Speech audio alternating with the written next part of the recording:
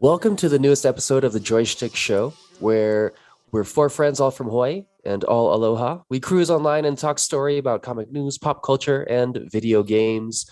I'm your co-host Drake, and that's Thomas right over there. What's up? Tonight, we don't have the triplet. We're just a duo this evening, but we've still got some great comic news and some pretty sick things to talk about this evening. But first and foremost, Thomas, how have you been? I'm pretty good, man. It's funny. I mean, we're still adjusting, huh? Because you're like, we're four friends from Hawaii. I was like, oh, we were. Yeah. We're not even three friends from Hawaii right now. I know. We're just two dudes. We're just two dudes here. Two dudes living life. Living life. Yeah. But yeah, pretty good. It was, I don't know, pretty chill weekend. We saw Don't Worry, Darling. We'll get into it. Yeah. Did it make you not worry, would you say? Quite the opposite. It made me worry about everything in that it was so bad. I was like, what is this life? Dang, that's okay. Well, let's get into that. My weekend, I had work on Saturday and no, thank you. And then Sunday, Sunday was a little bit more chill. My wife hung out with her bestie, and then I got to kind of get a little bit more into Cyberpunk. I worked up the courage to finish the game that I had started in 2020, and I was surprised by all of the new enhancements and the I guess what is that called? The Easter eggs that you can find now from edge runners in the game. That's cool. Yeah, so you can find David, his jacket, his yellow jacket in the game. Right. Yeah, nice. And they show a little tidbit from there, and less glitchy. We were talking off camera a little bit about how when I first started the game, if I drove far in a vehicle, the game would just glitch out and it would end, and then it would put me to an error. So I just ended up saving every 10 minutes.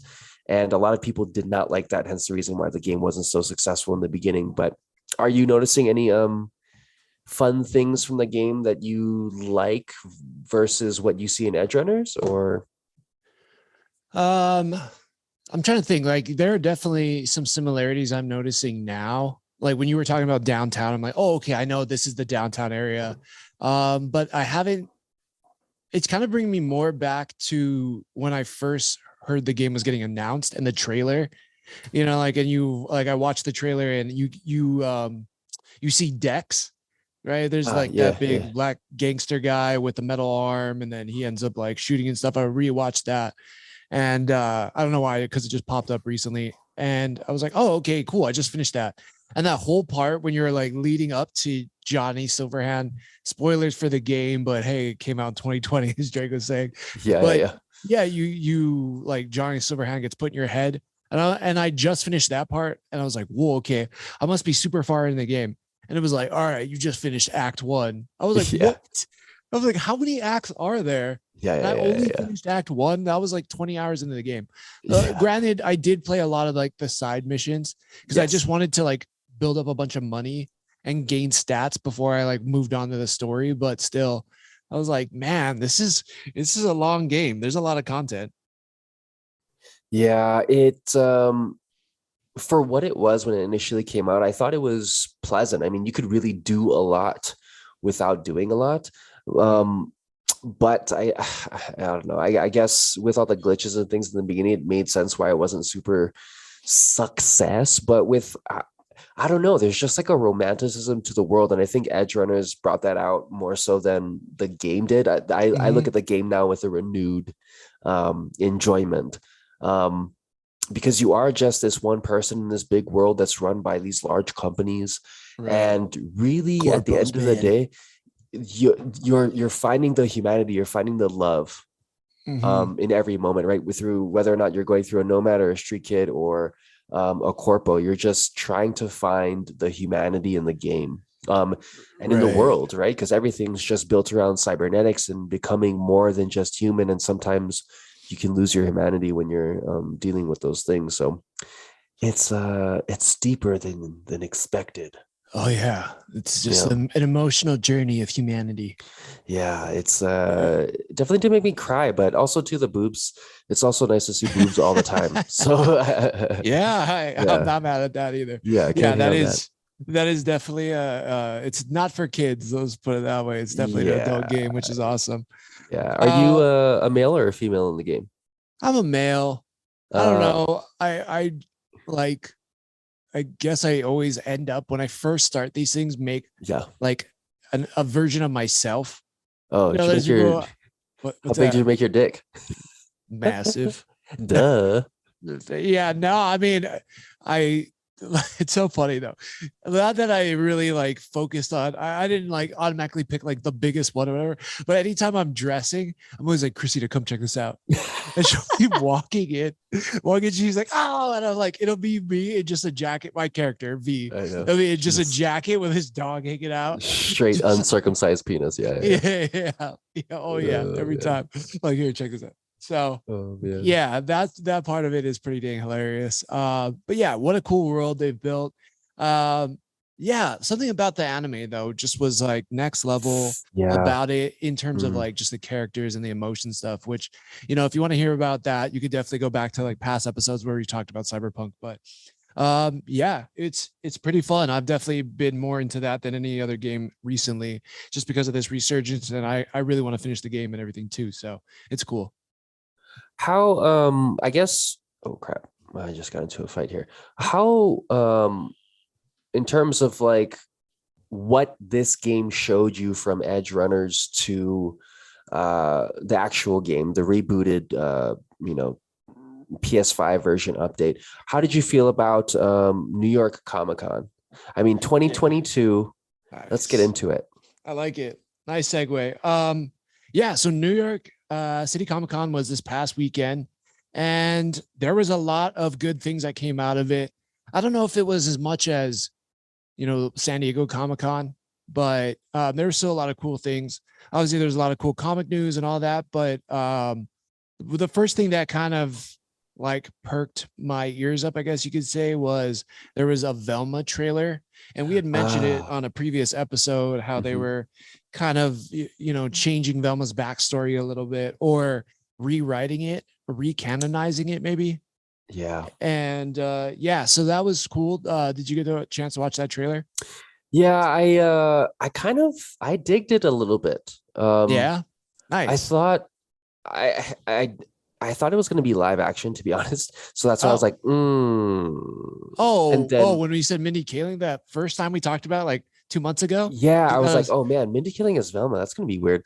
I for some reason I thought it was gonna be live action. So I was like, I mean, it doesn't matter in terms of like who plays Velma, but I guess right, in that moment, I was like, man, live action Velma. How are they gonna make that without like somebody super blazing hot or like super funny? But anyway, to get to the point, right. it's animated and yeah, I thought it was pretty funny. I mean, it kind of bordered on how they redid Harley Quinn, Yeah, and I totally. was I was kind of a I was kind of about that. I mean, let's get a little bit more serious. I mean, when we look at Scooby Doo and we look at Velma, we think about Jinkies and could be super hot, but now we can actually kind of do that on a more tangible scale. So I think yeah, why not give it a shot? HBO Max, let's go. Yeah, yeah, I agree with you in the terms of like it seems like they're modernizing it. Yeah, yeah, And yeah, yeah, you're getting Mindy Kaling's sense of humor, which is kind of trolling a little bit. It's like yeah. trolling the people that watch it. Feel like I don't know, there's some like type of reference to, oh, well, I guess you can't like change you shouldn't change characters ethnicity because that would be terrible. And there's like little jabs and stuff like that at what internet trolls would be saying and stuff, but it looks in a way very meta, like it knows what it is. It knows the audience that it's going for, and also knows the audience that it's going to be making fun of. So yeah, I'm definitely down to check it out. It looks like it could be a fun time. And yeah, I have no problem. Like I have no problem with Velma. She's not like a character to me that like needs to say a traditional ethnicity, if that makes sense. Like like a Magneto, for example, is like, how do you change that character? Because you know his whole thing is he saw the Holocaust being Jewish. You know what I mean? And so like that seems like it's kind of harder to manipulate the ethnicity on things. But Velma for me is like, who cares what color she is? Brown, black, whatever. I don't really care. So yeah, I think that's out of it. It looks fun. And yeah, it's fun to see an adult side to Scooby-Doo, because I feel like when we It's even look time. at, yeah, it's time. And when we look at what James Gunn did back in the day with the modernized Scooby-Doo movies, like those were all great. They had Sarah Michelle Gellar in it. Yep, yep, I'm yep. trying to think of what Hawkeye's wife's name is. Uh, Dang it. It's oh, just gonna, yeah, it's gonna kill me. yeah, I get it. Let's see if I can look it up real quick. But then and Freddie Prinze Jr. was in that movie.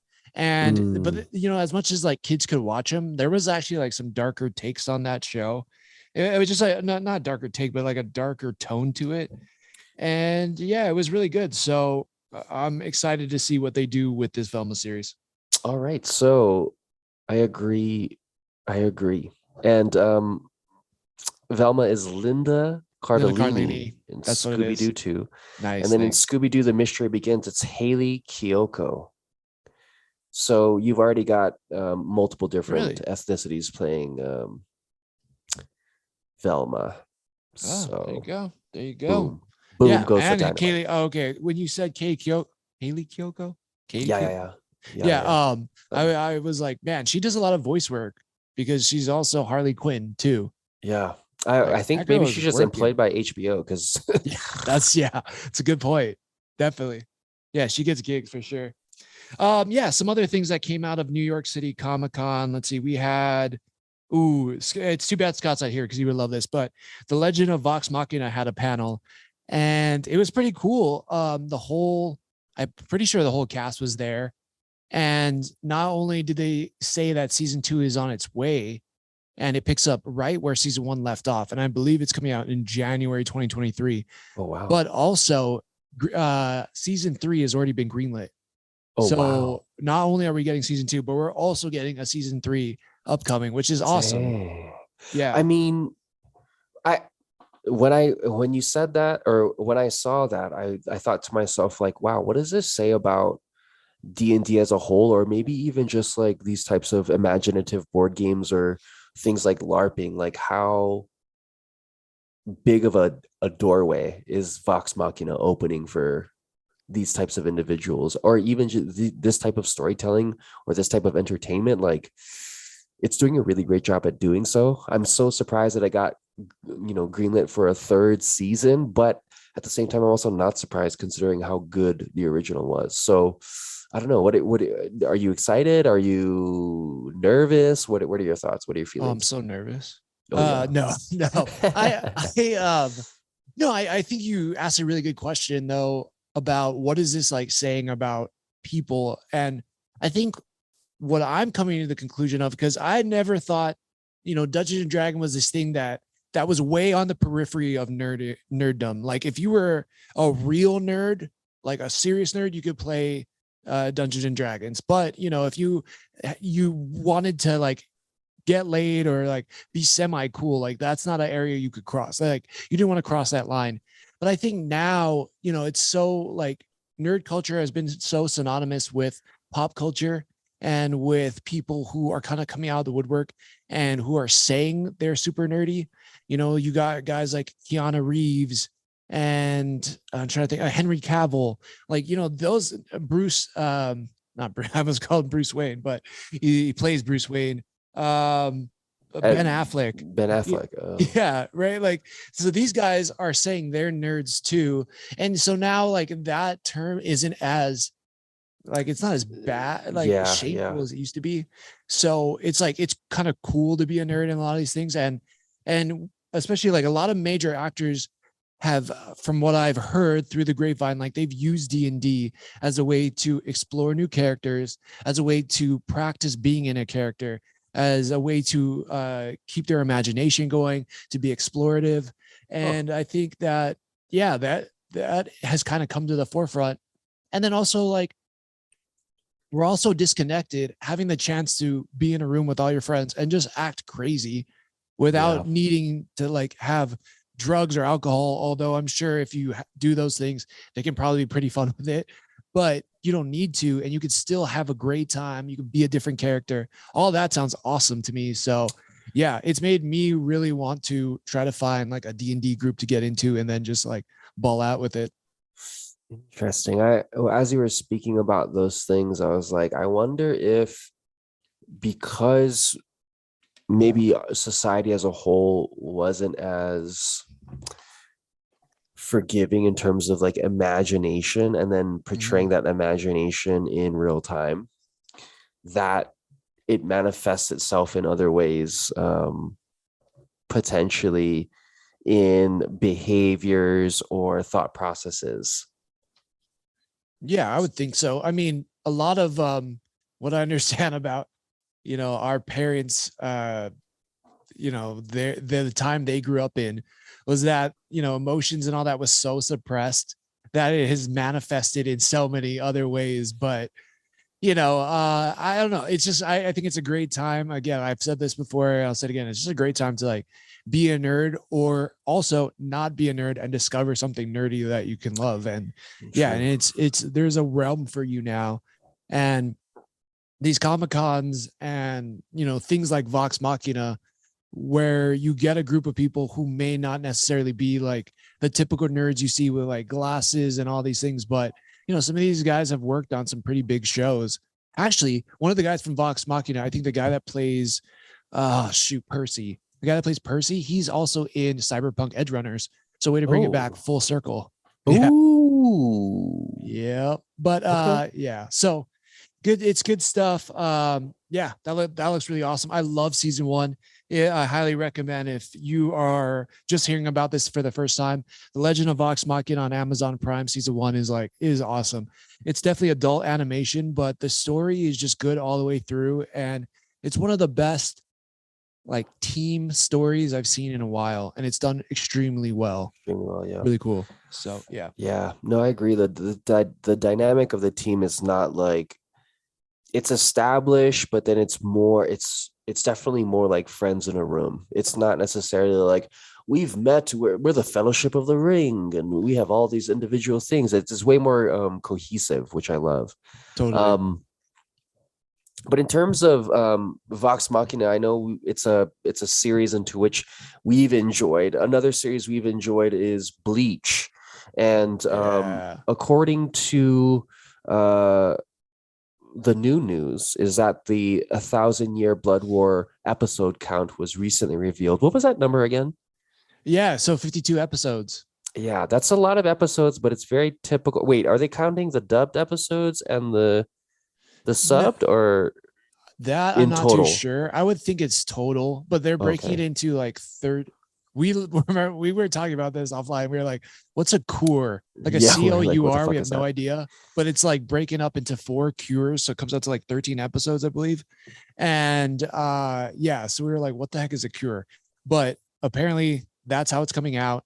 And yeah, I don't know. What do you think about it? Because I haven't really caught up with Bleach or watched Bleach since we were into it back. I don't know. I think we were still in Hawaii. What was that, like 10 Yeah, years ago? 2000, like a long time ago, dog. Yeah, it was like the 2010s. Some. Yeah, and we were playing I don't know if it was like on a Game Boy at the time or something. We were all playing it, and it was like you, me, Scott, Kobe, and we were like playing whatever. Like it was like Bleach. I don't know, Oh, on Blood the War. DS. Yes, DS. yes, Yeah, yes, yeah, yeah, yeah, yes, yeah. yes. Yeah, and like that was like Friday, Saturday night. Like we'd be like, we train up our guys, and you could like actually level up your characters. And Yeah. who are you? Like, I want to say I was Bakugo, but it I wasn't was Byakuyakuchiki. Byakuya. Yeah, and you were Yeah. like too slow, too slow, and you Yeah. just teleport and just whoop our ass, just Yeah. piss It was all of us great. It off. was a great time. Yeah. You do It like was 2 like you and moves. Halo. Yeah, yeah, yeah. Just Yeah, download. yeah, it was really ridiculous.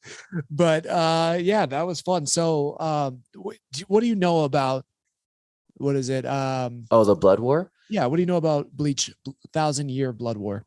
So what I do know is that your favorite brand of I guess person in that realm, the Quincy's. So the Yeah. Quincy's used to be really dominant, and they used to take care of the what are those called? They're not called Arn cars. They're not. What are they called? Hollows. Yeah, like the ghost So spirit things. yes, the Quincy's used to demolish them. So essentially, they wouldn't let their souls go to rest in the Soul Society. They would just obliterate them off the everything.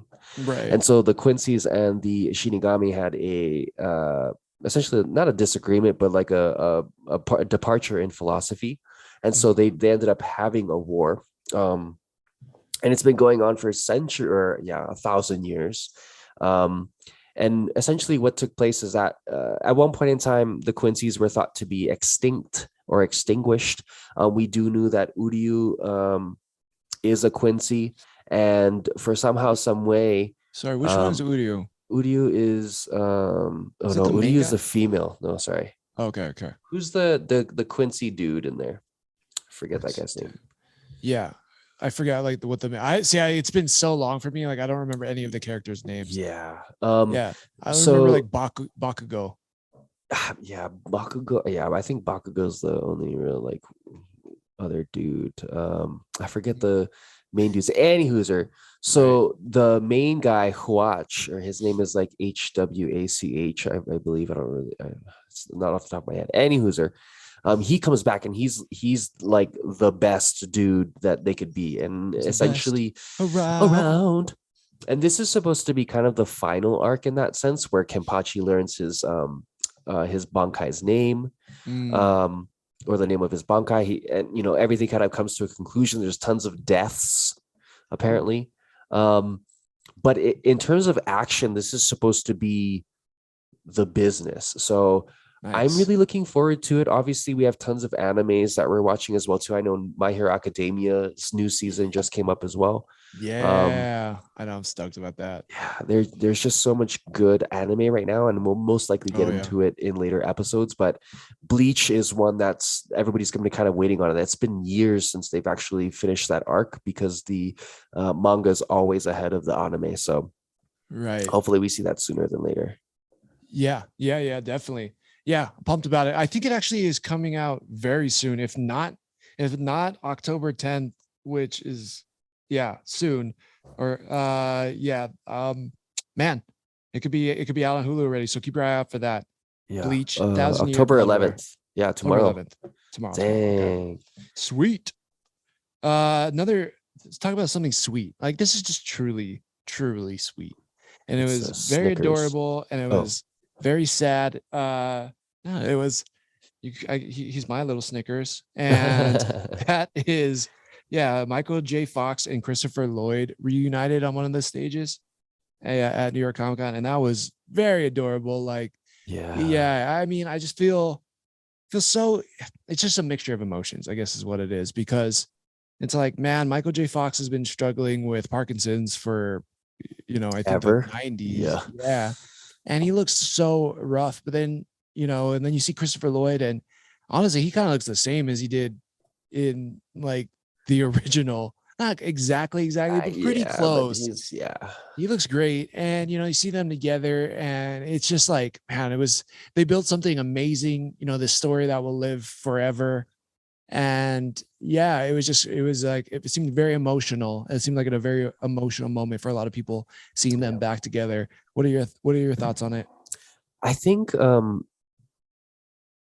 for me, I don't know that it was emotional, but it is kind of that kind of nostalgia that hits you hard, because for example, with individuals like Robin Williams and Bob Saget, and like the people we grew up with watching, and then all of a sudden they're gone, whereas we kind of know this thing from the late 80s, early 90s, when they were in their prime, but we know kind of, this might be the last time that they're together in the same room, right? And so Michael J. Fox with his illustrious career, and also too, when we think about it, Christopher Lloyd has been in a few things since then, but I think what solidifies them as like the all-time is that, I mean, Rick and Morty is vaguely, but probably specifically based off of those two characters, right? Oh, definitely. So there would be no Rick and Morty without Back to the Future. Exactly. So I I think by that notion, you're paying homage to nostalgia on another level. And I mean, Mhm. is there a Rick and Morty without Back to the Future? So, and Rick and Morty is such a cultural phenomenon as well too. So, to be honest, I think it hits even harder because of that, right? I mean, Yeah. when we saw Will Smith as Genie, right? You're like, man, I miss Robin Williams. Yeah. So Yeah. I Even think that's though the kind of same effect. I didn't watch that one, but people said he held his own. Like he did a pretty good job being the genie in his own way. I heard, Yeah. but yeah, I mean, it's just something popped up recently with Robin Williams' face, and I was like, damn, like that guy's not around anymore. He can't Yes, make bummer. more stuff. And yeah, I think, I mean, not just that, but like the stories you hear from people he's interacted with and how they Yeah. were amazed or touched by the way he was and, you know, his comedy and who he was as a person is, you know, very sad. So yeah, I think we're going to see more and more of that as we get older. You know, we've have some years now, a few decades under our belt, and we've got to see some pretty amazing people walk the earth. And yeah, I think we just got to cherish more of those moments. Definitely. One thing I feel like I need to cherish more of myself, Oh, more for myself, is this Mario movie, and maybe I should just oh yeah, appreciate yeah, it yeah, for yeah. what it is. But I watched the trailer, as I'm sure you did, and Yeah. I was just like, you know, watching the beginning and like Jack Black's Bowser comes out and destroys all the penguin people. And we eventually get, you know, Mario in the scene for the first time. And then Mario's about to Mushroom speak. Kingdom. Yeah, the Yeah. Mushroom King. I'm like, okay, here's the Mario voice. And then it's just Chris Just Chris Pratt. Pratt. Yeah. Yeah. And I'm like, okay, well, dang, he didn't really stretch too far for this Mario voice. Maybe he tried to put like a slight minuscule, teeny tiny little dib dab of an Italian accent in there, but it just to me sounds just like Chris Pratt as Yeah. Mario. I don't know what it. I I The rest of the I I trailer I like though. I no, I agree. I like the trailer. I would have even if Chris Pratt was just going to do his voice, right? Let's just say Mm-hmm. if he's just going to do that, that's completely fine. But at least give me it's a me, Mario, right in the beginning Right. in Chris Pratt's voice, and then somebody says, "What are you fucking saying, Mario?" And he's like, "Oh, sorry." Yeah, You you'd know be what I like, mean? Like, sorry, just came out. yeah, Yeah, just make yeah. a play on it or something. Right. Which they may or may not do, but the Right. I'm for what that trailer was, I was very surprised because it's not Sonic where he's interacting with human beings and it's Yeah. really immersed in the world. It's almost like the first time you got Mario on the N64 where it's 3D for the first time. This feels like that. Mm-hmm. Where they're gonna make the world super immersive and you're gonna be able to kind of see the eyes and ears of what it would be like to see a not a live action but like an actual Mario story that's Right. not John Leguizamo's Mario or Right. um Right. any other iteration of Where some they were just like straight yeah lizard men out there. yeah that They were like, was whoa, that's kind of creepy for kids. yeah it was one take on that. I didn't hate it, man. I didn't hate it as a little kid. I thought it was dope. Yeah, I know. It, Yeah, if I ever meet John Leguizamo, and I ask him how he felt about it for sure. I mean, John Leguizamo. I'm sure looking back, he would probably be like, yeah, it sucks now, but back then it was dope. Like I was in a Mario movie and people were like, I was Luigi. That was probably pretty sick for him. But Yeah, yeah. Now it's probably like, cringe. But yeah. hopefully this movie isn't as cringy. Like I said, I thought Jack Black's Bowser was awesome. Yes, agree. Keegan Michael Key is Toad, which I thought was pretty funny. Anna Taylor Joy is in there somewhere as like, I don't know, I think Princess Peach. So yeah, I'm sure they're gonna do a great job with a story. You don't like mess with an IP like that and then get it wrong. And if there's that much backlash on Chris Pratt's voice, I'm sure they can pull a Sonic and go have him go in and like, all right, Italian this up a little bit. Yeah, Like give us a little Godfather in there or something. yeah. I don't know. I kind of feel like Chris Pratt, Jason Momoa, right? They're just like these two handsome dudes with interesting backstories on how they became the big actors they are today. But in Mhm. reality, in terms of their acting, or I guess their roles, they're very much fine in their typecast. Right. Yeah, yeah, Um, yeah. Yeah. That which, you yeah. know, Well, I think yeah, you're right. I mean, they're definitely I don't know if it's typecasted as much for Chris Pratt. Well, definitely for Jason Momoa, except for he has that new movie coming out where he plays like some kind of weird magic guy. I wouldn't say weird, but he's kind of like eccentrically magic. And yeah, then there is Chris Pratt. He I think he's trying to break out of it less, but I still can't think of Chris Pratt other than like a funny guy. Like I yeah, even like I'm willing to accept him in Guardians of the Galaxy as Star Lord, but there's still jokes in yeah, there. Like I had such, as you know, I had such a hard time in Terminalist because I'm like, I don't see him as just like this straight shooter guy. yeah. He's like too goofy. Like I've seen too many behind the scenes from him. But anyways, that's yeah, we're we don't need to go down Chris Pratt corner over here. And we Well, can what's up? I was gonna say, well, if we're speaking about Jason Momoa and DC, did you want to talk about Joe Quesada? Yeah, yeah. That was another big piece of news that came out of New York City Comic Con. Joe Quesada, for a long time, who was comic book artist at Marvel, and I think did we say it was like vice president? I think we looked it up for Marvel for a Yes. while, right? Yeah, yeah, yeah, yeah. And then Kevin Feige took over, and then is now like the big boss of Marvel. But he is now joined DC. So he started at DC, from what I remember, and then left to go to Marvel, has done amazing work, written everything across the board from Avengers to Spider-Man to X-Men over at Marvel, and is now going back to DC. So yeah, I think we Dang. were like saying it. Yeah, we were making the comparison like a Joe Quesada going back to DC. Is it like Tom Brady now going back to like the Patriots or something?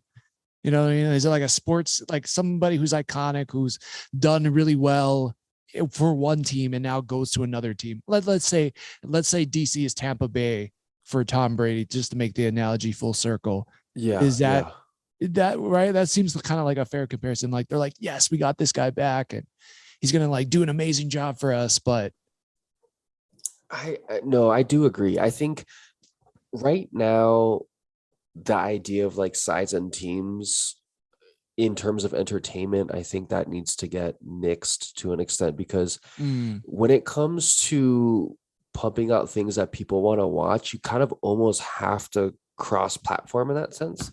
mhm, Obviously, when it comes to like sports and there's lots of history, et cetera, et cetera, even more so with DC and Marvel, like the rivalry has been so deep. mm, However, if DC is not good, it doesn't help Marvel, right? Like if all of your favorite characters from the DC are like doing terribly, like you're putting individuals who don't necessarily have the best public personas, and you're mhm, making them like main characters, and then you're like, oh man, what's happening? And then it gets completely neglected. That entire IP, you're talking about billions of dollars, mhm, and nostalgia and history just kind of tossed to the side because somebody hasn't stepped up and taken accountability.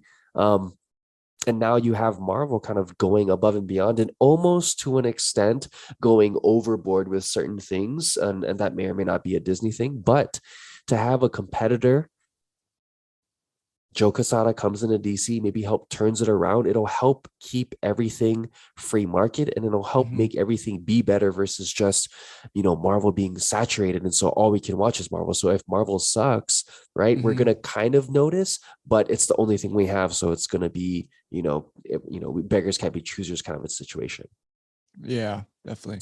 Yeah, I think Joe Quesada, at least from I don't know. I haven't really been like keeping up too much on all like the new DC books. Like I know what they are, but I haven't actually like picked them up and started reading them. I have picked up some new Marvel books lately. And yeah, it's good. I mean, there's definitely some great stories and arcs in there. So I just wonder what specifically he's going to be doing at DC. Like, is he going to be in charge of a few specific characters? Is he going to be in charge of a few different arcs? I think they even announced the arc that was going to come out at New York City Comic Con, and I can't really remember right now, but they have like a new story arc that's coming out for DC in 2023. So I'm sure he's going to have a big hand to play in that. And yeah, I think if those stories do really well, he finds a way to help write that ship. Those books will then stem, because that's the way it's going, will stem into like movies and show properties and all that. So yeah, yeah. I don't know. It's also, I also wonder how good things are going to be once Black Adam comes out in a few weeks. Yeah, agree. Because if Yeah, that movie kills it and it's awesome, everybody's like, whoa, DC's back at it. Plus, I heard there's like some reshoots going on, and like very tongue in cheek, The Rock was basically saying like, yeah, Black Adam is definitely the strongest hero in this world, or on this world. Wink, on this world. So basically saying, you know, like Superman's from Krypton. So yeah. yeah. So I don't know, like, you know, if Henry Cavill gets in there, and then also I heard that the Flash is doing reshoots. He comes in there also, like all of a sudden Henry Cavill's back as Superman, and they have a property announced, you know, like next year, Henry Cavill, Man of Steel 2 or something. Who knows? Man, I mean, Everything. because this is we assume Joe Quesada only came in recently, right? Or Well, I mean, this is just from what I've heard from New York City yeah. Comic Con. Yeah. Yeah. Yeah. So I mean, imagine. Well, we'll see. We'll just kind of have to see. That it does bring an excitement, I think, to the situation, and hopefully, it helps even the playing field, and then gives the viewers better content, gives the fans kind of what they deserve, and the comic book nerds, some legitimate representation of the IP. Yeah. But yeah, I mean, in from Comic Con as a whole, was there something that stood out to you above anything else? No, just the things we mentioned, and I'll kind of just go through some of the other top headlines while we're here, and then we can move on to our regular scheduled programming. Yeah. And so Supernatural is getting a prequel, and Jensen Ackles is in it, that we just saw in The Boys, Soldier Boy, and he was at the Winchesters, which is their new show. He was at that panel, which is pretty cool. Chainsaw Man's voice actor thought he was too emotionally close to the bloody story, whatever that means. But Chainsaw Man is out. I believe it's on Crunchyroll. We got The Walking Dead. A bunch of that cast over the last decade came out and was on the panel talking about some of their special like memories, and also previewed some of the final episodes. We got a new trailer for Wednesday, which was pretty good. If you haven't seen that, Jenny Ortega is playing Wednesday, which I really like her, but also Christina Ricci is in the trailer as well. Yes, it's pretty interesting. She was asked specifically from Tim Burton, I heard. Oh, really? Wow, that's awesome. So yeah, I'm glad that Tim Burton brought her back in, because let's be honest, she is Wednesday, or she was the first Wednesday. So thanks for bringing that full circle, Tim. Yeah, way to go. Another thing that was kind of cool is Smallville had a cast reunion. So a bunch of the characters from Smallville, or actors, I should say, from Smallville came back and did a panel, which is pretty tight. Crush. Yeah. Yeah, Kristen Kruk was in there, which is awesome.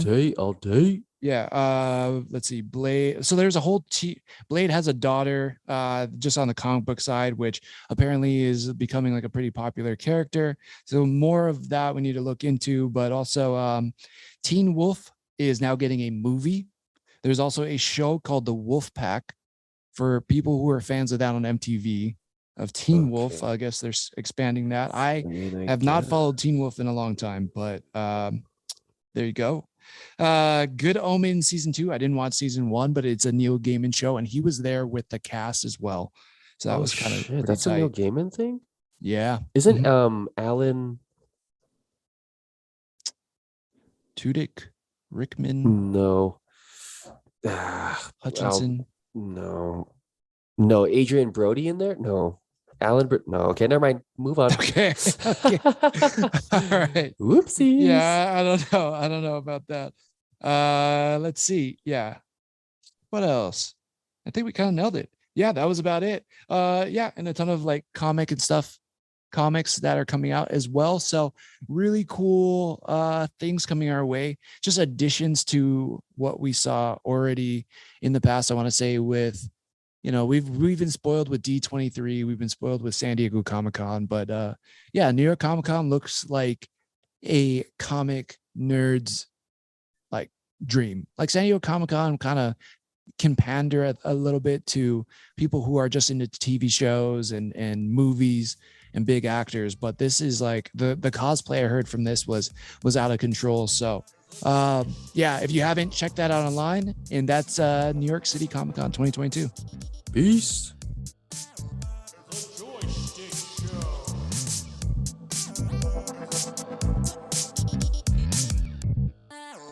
The JoySchtick Show. If you like what you hear, please like, follow, and subscribe. Just how we like chatting with our friends, please share this with yours. Feel free to join the squad and follow us on Twitch, Apple Podcasts, Google Podcasts, Spotify, and YouTube at JoySchtick.Show, JoySchtick Show. Or if you feel like submitting topics or asking questions to be discussed on further episodes, you can email us at JoySchtick.Show@gmail.com. Peace out and make it a great rest of your week.